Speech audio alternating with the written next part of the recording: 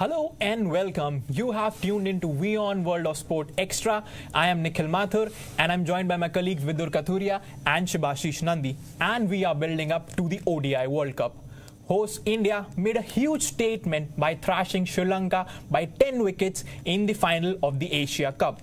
Defending champions England have announced their 15-man final squad and Harry Brook has replaced Jason Roy. So are England and India the favourites for the ODI World Cup? That's what we are going to discuss in this live. When India entered the Asia Cup, there were questions about their middle orders, about the fitness of their bowlers. How many questions have they answered? All of them. All of them have been answered. And India had to take, as you mentioned, India had to tick a lot of boxes heading into the Asia Cup. They did not have enough match practice, especially in ODIs. But I think it was the perfect campaign for them, the way things panned out, not just in terms of players, but in terms of match situations. I think the kind of victories that they had, they were under pressure against Sri Lanka in one of the Super 4 matches when they had to defend. It was 213, I think. 213 they had to defend, and they successfully, comfortably defended it in the end. It was a 41-run victory. Then, of course, they put up a huge target against Afghanistan, huge total against Pakistan. What was it? 357. Yeah. So the batting came good. The bowlers excelled. Jasprit Bumrah, Kuldeep Yadav, and of course Siraj. So I think this could not have been a better campaign for India. And now they will enter the World Cup full of confidence. Their hosts, they have a settled 11, which wasn't the case before the Asia Cup. That's the most important thing. And all the players who were under pressure, for example, KL Rahul, Ishan Kishan, to perform, they have done exceptionally well. And I think that this could not have gone better. But there's a big but coming, okay. They're still not my favorites, as I mentioned before, and I will come to that later. Okay, so Vidur mentioned all the positive things. Do you think there's still some of the areas where India, need to pull up their socks maybe? Well, after yesterday's performance, there are hardly anything they could have done better. But I don't know, maybe there have been a few misfields at the Asia Cup. Feeling? That maybe they could look into that. Otherwise, it has been a brilliant Asia Cup for the entire, all the 15 members of the squad, 15 or 17 members of the squad, but most of them. India's first 11 is ready, and if they dish out a performance like they did against Sri Lanka yesterday, I think they are the favourites. Our polls are live on our Facebook and Twitter pages. Tell us, who do you think are the favourites for the World Cup? To give your comments, we'll take all of them. As Vidur said, that India are not your favourite. But I think there's some things that, they are not the favourite because, one, maybe because they don't have the X factor, or what's your take on that? Or they don't have an aggressive batting mindset. Why do you think they are not the favourites? They're not the favourites because I think that there is a better team out there who are more capable of putting up performances in big matches. Of course, I'm talking about defending champions England. I think the fact that their batting runs so deep, they bat in number 10, still gives them an edge. And their performances in the white ball format over the last few years have been quite exceptional. They're not just ODI World Champions, they're T20 World Champions. And as we have discussed before, they have a certain player called Ben Stokes, the man for the big occasion. And I think they have the fact that Harry Brook, one of the most exciting young players in the world, he barely got in. In fact, just yesterday, England announced their final squad. Of course, no place for Jason Roy. Very harsh for him. Jason Roy was one of the key players during the 2019 World Cup. He along with Joss Butler, gave them exceptional starts during that campaign. So harsh, but I think you have to make space for Harry Brook. He's explosive. He's explosive. He's a match winner, and especially in that middle order, he will he is that X factor that we've talked about. Yeah, you wrote that script for the England squad. As Vidur said, the X factor. Harry Brook is an X factor. Ben Stokes is an X factor, and they have players who could bat as well as bowl. What are they your favorites as well, like Vidur? See, on paper, England have a better team than India, but can they perform in India? That is going to be the main question. See, Harry Brook, I don't think if he is going to play all the matches. I mean, yes, he is the player who can actually change the match for England, but I think, if you look at their squad, which is Butler, Moeen Ali, Gus Atkinson, Johnny Bairstow, Harry Brook, Sam Curran, Liam Livingston, David Malan, Adil Rashid, Joe Root, Ben Stokes, Reece Topley, David Wiley, Mark Wood and Chris Vokes. There are so many options. I'm saying, and also the point that you brought about playing in Indian conditions. Their batters, most of them have had considerable experience in India. In the IPL also, they've had multiple tours. Brook played in the IPL this time, didn't do well, but did score that century, yeah. So, but I think their squad has depth. They bat till 10, 11. I think Adil Rashid, number 10, can bat. He can actually get you 20, 30 runs. Yeah, and all the batters, like most of the batters, Livingston can bowl, and that's where India are missing. I think the all-rounder, I think Hardik Pandya did well against Pakistan. I think in the opening match he scored some runs. But other than that, my big concern is Ravindra Jadeja. He's been bowling well, fine. But he has an average of 23 this year and hasn't hit even a single 50. So what if the middle, what's India's plan B? There's no plan B. If the top order collapses, I don't think you have too much to depend on. And especially you don't have that X factor. Like Jadeja and Hardik Pandya, they don't give you, they are not aggressive. None of the Indian batters come with aggressive mindset. By aggressive, I don't mean that they don't play attacking cricket, but that mindset is not there. That is a concern. During the Asia Cup, the middle order was put under pressure, but not Jadeja, and Pandya came good in that partnership with Ishan Kishan in the first Pakistan match that was washed out. I think that was a very positive performance. But I still feel that Jadeja has to do more with the bat. I won't be too concerned, to be honest with you, because Jadeja is that kind of player. The thing he offers with the ball is enough to get him into the team. And of course, as I mentioned before, that India ticked most of the boxes. Now, the only problem I have with this Indian team is the depth of their batting. So that is why I think Jadeja will have to do more, especially if he's given the opportunity during between the 40 and 50th over.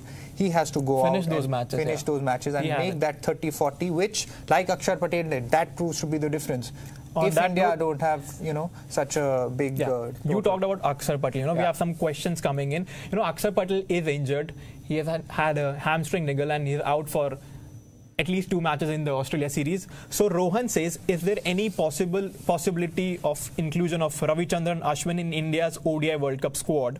Well, Rohit Sharma in his post-match conference said that he is in contact with Ravichandran Ashwin and Washington Sundar. So, because this is not the final 15-man squad, this is the provisional. So if Akshar is not fit, you may see Ravichandran Ashwin or Washington Sundar, who came to Sri Lanka just to lift the trophy. So this question, is it the same? Will Akshar's absence hurt India? Neither Ashwin or Washington can bat like him. No, that's a different question. Okay, guess who has sent this question? Man. It is the one man who is missing in this. The one who usually sits here. Thank you for the question, Digvijay. So well, Akshar's it will hurt India, I believe. Because as we were just mentioning, those few runs that Akshar consistently gets you in those final overs where India do not have a big target or total, for example, as we saw in the Sri Lanka game, and he can hit it. He can hit the ball. He's more consistent in those final overs than, say, a Jadeja or a Shardul Thakur or any other all-rounder. And plus, Akshar with the ball as well, he has had success in India in all formats. Those test matches, yes, of course, really it's different. But he has that experience. He's a proper all-rounder, and I think he can be one of the X factors for India heading into the World Cup, so his absence will hurt. But there's big but, because Rohit Sharma says that he's having a word with Ashwin as well as Washington Sundar. Do you think there's space for Ashwin in this, Ashwin or Washington Sundar? In fact, his exact words were, none of the spinners are out of contention. He's in contact with everyone. Yeah. Anyone can make it to the World Cup squad. And there are 10 days to go, right? Yeah, there are 10 days to go. But I think India will announce the squad for the Australia series. Yeah, today. I think that's going to be crucial. Yeah. I think that will give us an idea what kind of injuries we are dealing with and what India are finally looking at, because the provisional squad historically hasn't meant much when it comes to India and World Cups. If you remember, in 2019 a certain Ambati Raidu wasn't included in the squad. 3D player, 3D glasses. And of course then Vijay Shankar, was he originally in the squad? I'm not sure. I think he was picked over Ambati Raidu. Exactly. That's why, because the selector said he's a 3D cricketer, and that's where the controversy started. Is it time to take the poll now? No, I think we have a lot of comments. Yeah. Rilo says, ODI #1 team Pakistan, but India is soon to replace Pakistan at #1 place. I mean, right now they are the ODI #1 side, but they didn't have a great Asia Cup. See, the rankings don't really mean much. And they received a major blow in Naseem Shah. I mean, that's a major blow to them. I think that Pakistan, what they don't have is that they cannot play in every situation. Sometimes when the pressure is not on them, they put up a big score. But when the pressure is on them, and especially in terms of chases, I think they have to manage their matches better, manage their chases better, especially. Babar Azam, also his captaincy, I won't question it. There have been questions. And there was but there are certain in certain situations he has to manage his batters and bowlers better. And reportedly there was a bust up between Babar Azam and Shaheen Shafridi in the dressing room. There have been reports. So all's not well in Pakistan, the #1 ODI side. Yeah, I just want to add that they are a great team. On paper they are brilliant, but will you put your money on them? I don't think so. See, when you're Pakistan failed to make the final of the Asia Cup, that is a failure for them at the Asia Cup. Everyone expected a India-Pakistan final. Everyone wanted to see an India-Pakistan final. That wasn't there. But I think the dressing room, I won't call it a bust-up from what I've read. It was an argument. That's healthy sometimes. If the team is not doing well, players are committed towards the team and they are making their feelings known. I won't say there are huge concerns for them, but there are a few things that need to be sorted. Let's take some more comments. Govind, thank you for your comment. He says that placing my bets on India this time. They have a strong team and will be playing at home.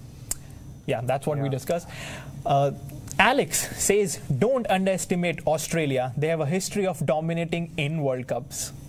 No one is underestimating Australia. I think they have a few injury concerns, but for that ODI series now, Smith back, Cummins back, Stark is back.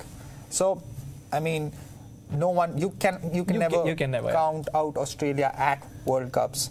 And they have a lot of X factor in Captain Mitchell Marsh and even in Glenn Maxwell. And we also have a poll running on who's the most exciting young player at the ODI World Cup. We have three options: Cameron Smith, Shubman Gill. What is the last option? Cameron Gill, Shubman Gill, and Harry Brook. Harry Brook. So we'll take that poll towards the end of this discussion. But before that, Tanseem says, Team India surely carries this performance in the coming World Cup. Of course, they do. Shakti says, Kohli and Rohit are the dynamic duo. We need to bring the World Cup home. Yes, we do. I mean, yes, India does. We can't be biased. Also, it seems like our boss is keeping a very close eye on us. Hello, sir. So he has another comment. South Africa are now in that list of favourites. Well, Shibashi, since you have been covering that series, South Africa, under the radar, not too much pressure on them, but they have some quality players, don't they? See, the thing with South Africa is that they've always had good players who can, on their day, they can smash any bowler in this world. Yeah. Like we saw in this series, there were what? They scored, I think 400. Henrik Klaasen played that 170 for that. I think, in the first ODI, South Africa scored 222, but from the second ODI onwards, third ODI onwards, 338, 416, 315. Yeah, they have defeated Australia in that series. As Kagiso Rabada said in the interview, they have some exceptional batters. So I think they'll be quietly confident heading into the World Cup. And in that exclusive interview to us, you also mentioned that they are not under pressure. They don't have the favorites tag. Yeah. So I think that might just work in their favor. And Henrik Klaassen, oh, what a performance! And Quinton de Kock's last World Cup. So maybe this is the World Cup where South Africa breaks the jinx. We have also we have a comment. Junaid says South Africa and New Zealand are the only top 2 teams who haven't won a single ODI World Cup. Judging by the recent performance of South Africa against Australia, from 0-2 down to 3-2, I guess South Africa is taking it home this time. Whoa, that can be. That's a big statement. But yeah, South Africa, especially their lead up to the World Cup, has been very, very encouraging. I think they have now a settled team. Unfortunately, I think Anrik Noke, there are some injury concerns regarding him. But if he's able to pass the fitness test, Rabada plus Noke plus the batters that they have, and formidable even Marco team. Jansen, what a performance yesterday. And Indians have a certain weakness against left-arm pacers who are 6 feet tall. 5% of our viewers agree with you that they think that Shubman Gill is going to be the best young player at the ODI World Cup. Harry Brook, 12%. Cam Green, also 12%. You haven't told us your favourites. Yeah. India or England? Or anyone else? I think England are the favourites. That's what I said. India does not have that X factor. And if Ravindra Jadeja starts firing, if they have someone who can finish the game, then I will place my bet on India. But it's England for me at this moment. We have one more comment before we take our final poll. It's Mungai says India should be given a chance this time. Well, India have a chance. India have a chance. India always have a chance. And I think the only thing is that the pressure is now on India. No ICC trophy since 2013, no World Cup title since 2011. Now, if India, in fact, it's the title or nothing. Yeah. If India do not win the title, it will be a very, very big disappointment. And this is the last chance. This is the last chance for Virat Kohli, for Rohit Sharma, to win the World Cup. 2 of the stalwarts of Indian cricket over the last decade or so. Rohit hasn't won the World Cup. ODI World Cup. Rohit has won the 2020 World Cup. Virat Kohli was, of course, part of that team. He played in the final as well, but he wasn't a key. You wouldn't call him a key player, although he did well during the campaign. He wasn't one of the main players for that. So, and for his legacy, for Rohit Sharma's and Virat Kohli's legacy as Indian cricketers, this is a huge, huge World Cup.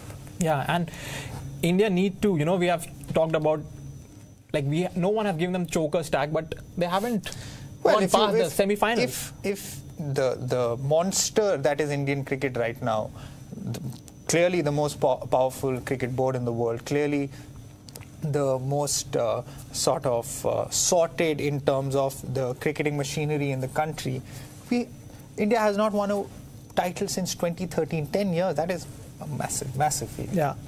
So who is the favourite to win ODI World Cup? Whether you have already picked England as your favourites, Shibashish, you're going with England, India, Australia or Pakistan? Well, we have given them 4 options, and in that list, I'm inclined towards India, but I'm not counting out England. So, okay. Our audience think India, 68%. They think that this is their World Cup finally after the 2011 triumph. England, 15%. Australia and Pakistan, 9% each. So, India, the favourites, according to this poll. Yeah, our boss won't be happy we didn't put South Africa in there. That's okay. Pakistan... We'll have another poll for the dark horses. Maybe South Africa, New Zealand can go. In fact, we have another poll on right now. Yeah. Let's take that. Can Harry Brook be the X factor for England? I think, as you said, I don't think he's going to get a lot of games. But yes, I would say yes. I think when you have Ben Stokes, I don't think you will look far. You don't need X factor, but you never know. You never know, in a situation. And Ben Stokes, Dojini, I mean.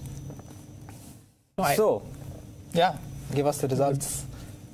It's a tie. 50% of them are saying yes and 50% of them are saying no. I mean, even they are unsure if they maybe, probably. Yeah. Okay, obviously we'll be looking ahead to that World Cup a lot more in the coming days. We'll definitely, have a proper sort of preview to all the teams. We'll be looking at what their strengths and weaknesses are. But as of now, I think we've covered mostly what we wanted to. So what's on our WION World of Sport bulletin today? We are doing a SWOT analysis of India's Asia Cup performance. Yes. And then obviously we have South Africa versus Australia result. Marco Jansen, a proper all-round performance, 5-wicket haul and a 27-ball 43. And then there's golf action as well. Golf as well as another World Cup, the Rugby World Cup. England are all but through to the quarterfinals, but they were booed. England winning another World Cup then? But the performance, clearly, fans aren't happy. They were booing the team at the halftime. Not a convincing win, but nevertheless, they are almost through to the quarterfinals. Football action. We have football action. Arsenal have won at Goodison Park after 2017 for the first time. It was a 1-0 win, but a very, very convincing display. They dominated the match, and another very good goal they scored by Leandro Trossard. So Arsenal are on 13 points level with Tottenham and Liverpool, of course, 2 points behind Manchester City. And Real Madrid have kept up their 100% start. Jude Bellingham did not score. For the first time. But Real again continuing their fine start to the season. So, and as you said, golf, Indian origin Sahith Thigala winning his maiden PGA Tour title. So we'll have that and much more on our show at 6:30 p.m. India.